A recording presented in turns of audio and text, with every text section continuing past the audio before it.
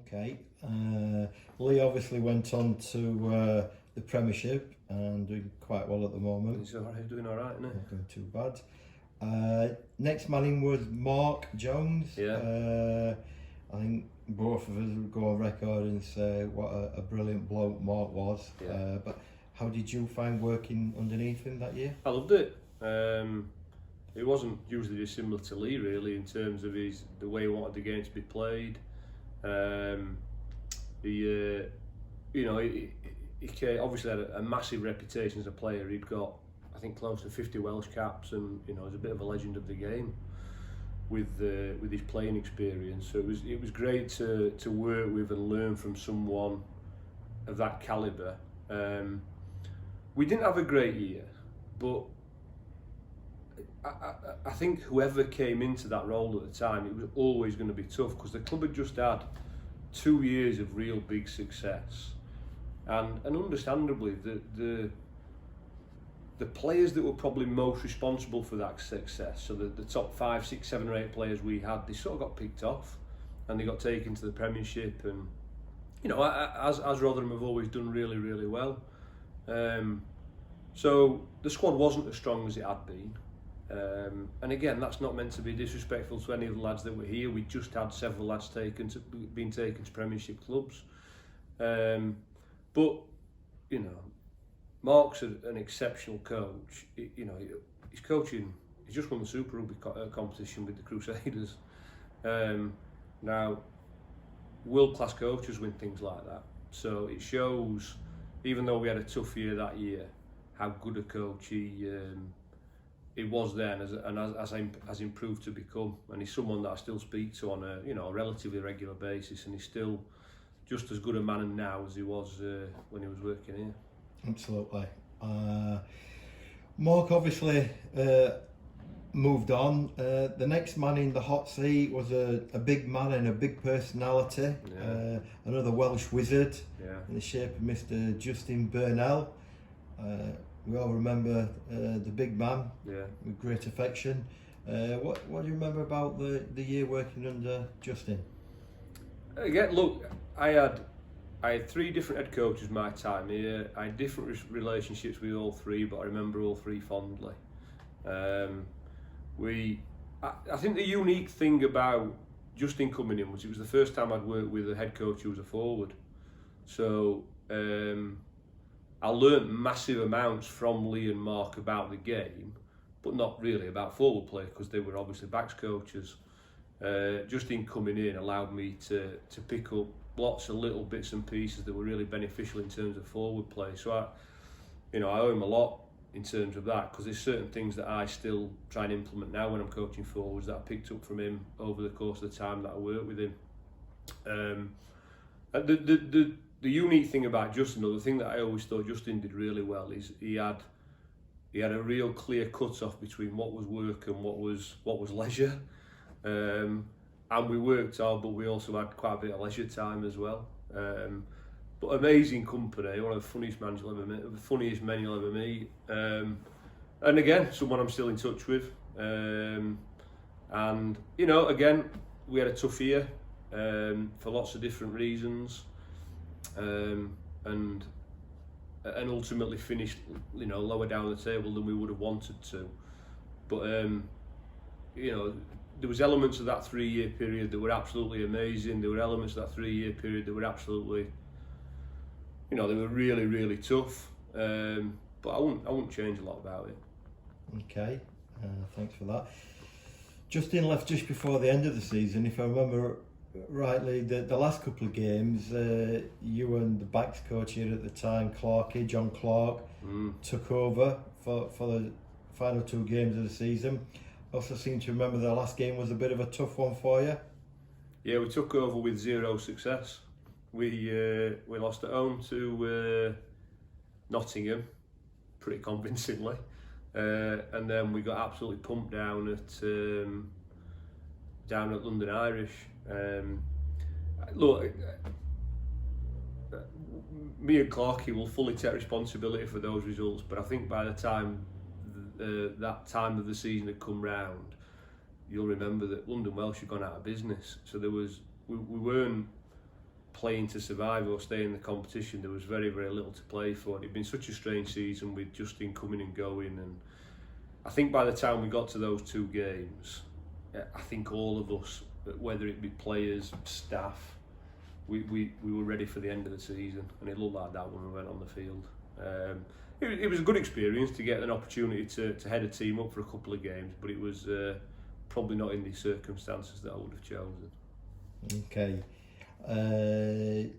Shortly after you left the club at that period in time.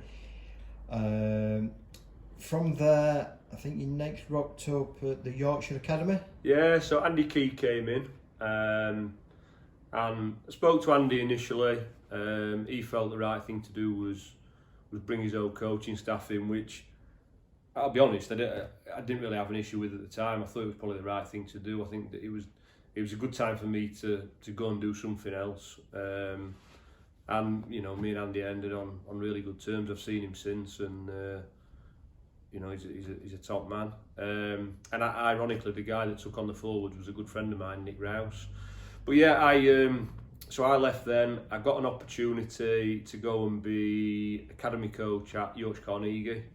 So the academy manager there at the time was Ben Lazenby, who gave me the opportunity. Again, worked with some brilliant guys, Scott Barrow and Stuart Dixon, who both lads played here actually at different times.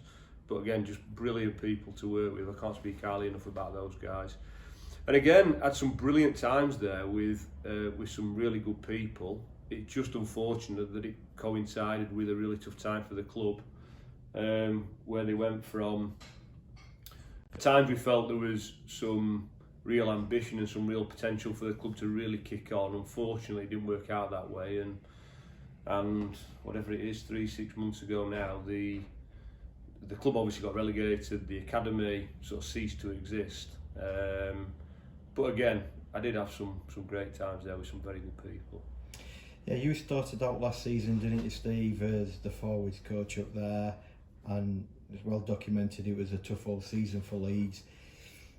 How tough is it in a dressing room when, you know, the side is pretty much getting pumped week in, week out? Yeah, so my third year there, when the bottom dropped out of the club, I was still coaching the academy, but Martin Wood, who took over as director of rugby, I'd actually worked with in the past at Hull Ionians, and he asked if I would coach the senior forwards alongside the academy job, which I agreed to.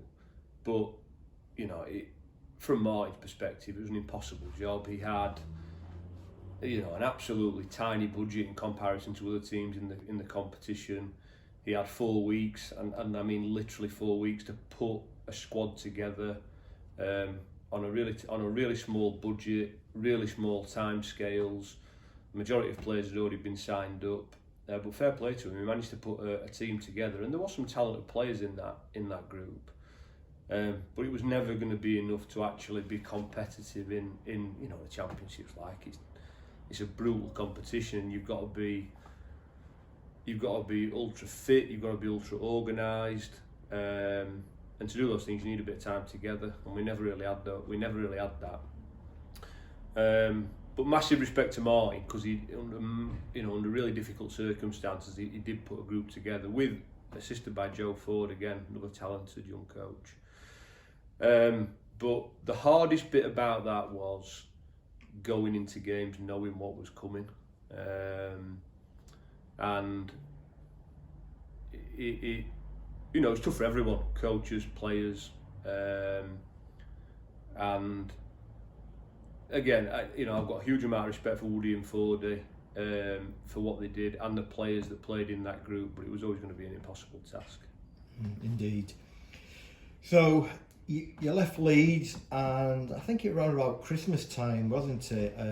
Rotherham had a change of coach, and I think Martin probably approached you for a bit of a chat to come in and have a look. Is that a fair comment? Yeah, so I spoke to Martin. It was around Christmas time. I finished doing the senior stuff at Leeds. I think it was sort of late November, early December, and then my first game officially involved was in the new year, which would have been Plymouth at home. And I oversaw the side with Matt Smith up until up until COVID came in, and we obviously lost those games. But yeah, that's when I would have started. Yeah, I think it's fair to say there was an upturn in form when you came in and worked alongside Smithy.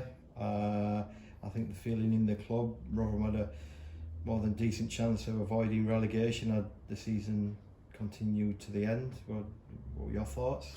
Yeah, I think we did see some improvements. Ultimately, we hadn't made sufficient improvements by the time the season ended prematurely to have got us out of the bottom three, which was a bit of a shame, because there was a handful of games, where one slightly different decision probably could have turned that game. So I think we probably missed 2 or 3 opportunities, which probably cost us 8, 10, 12 league points, unfortunately. But that's rugby. We started in a difficult place. I think we did see an upturn in form, purely by putting some pretty simple things in place. I saw my role as giving the boys a little bit more clarity, and I asked the boys to bring the energy to the project, and they did, and they were brilliant in that regard.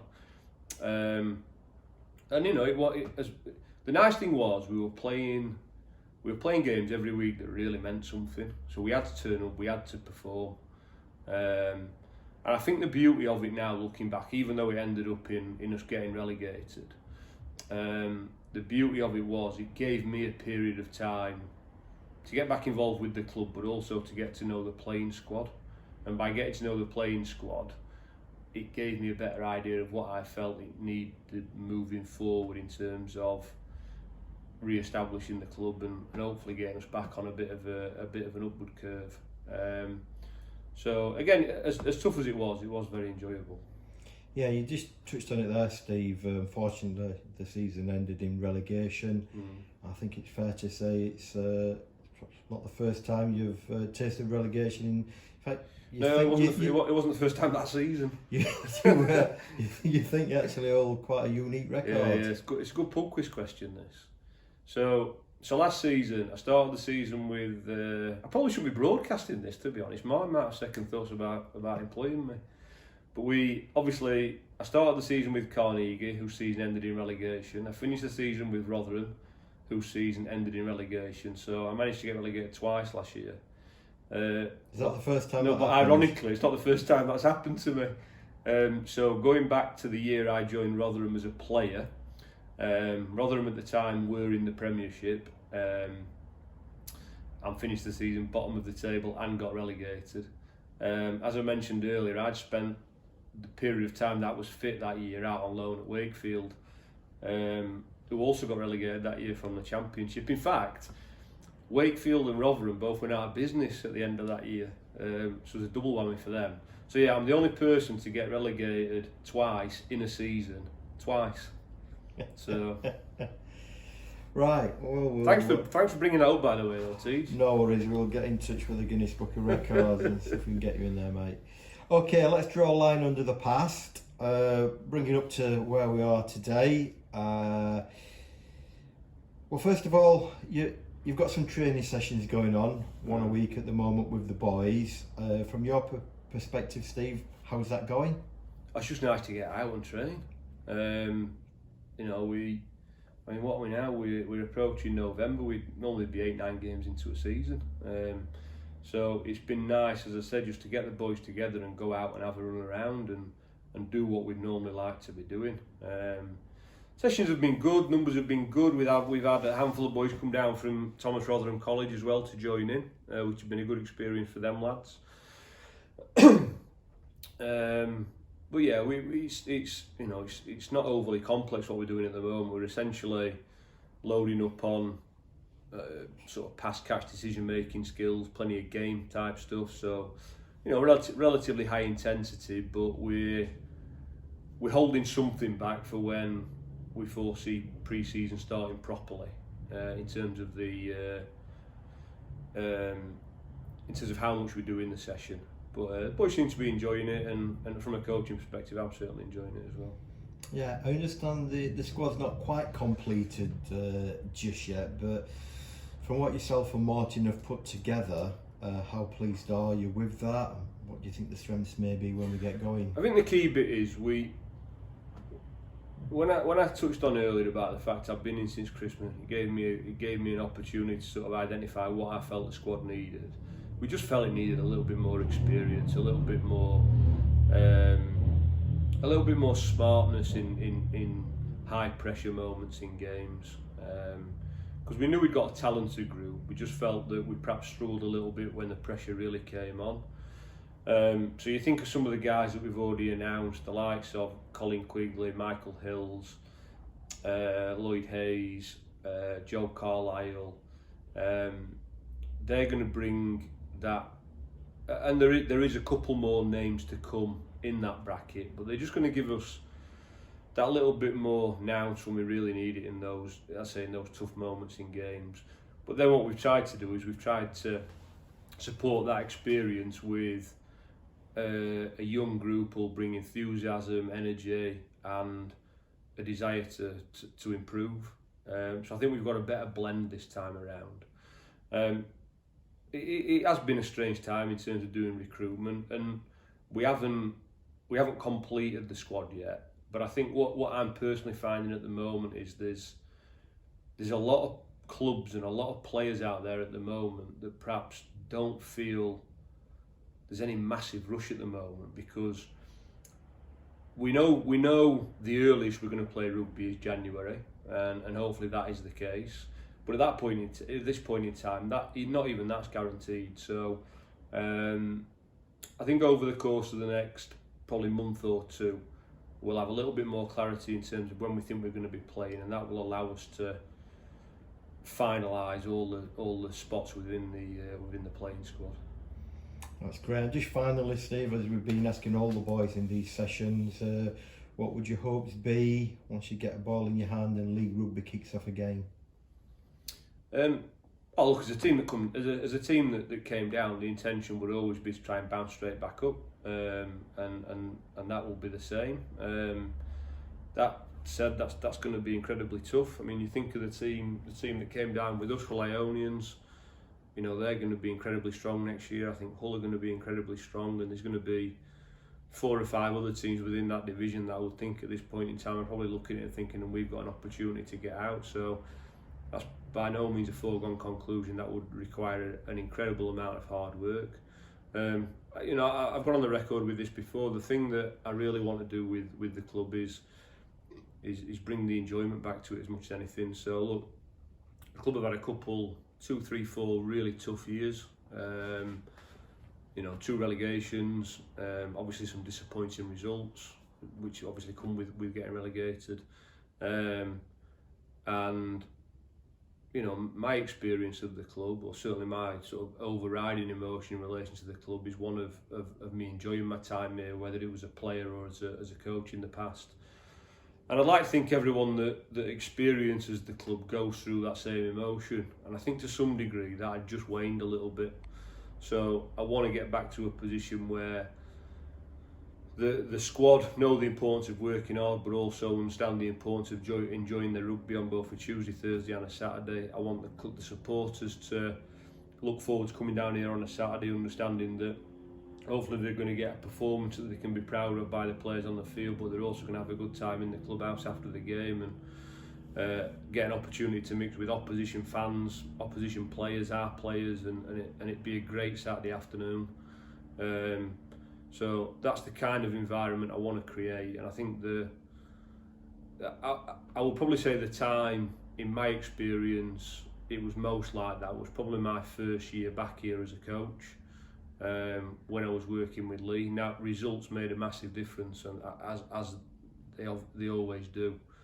But hopefully, if we can get used to being successful on the field on a weekly basis, that will also help the enjoyment factor for everyone that's involved in it as well. So that's my aim for it. Brilliant, Steve. Well, listen, thanks for taking time out to talk to us today, and when we get going, enjoy it. Cheers, pal.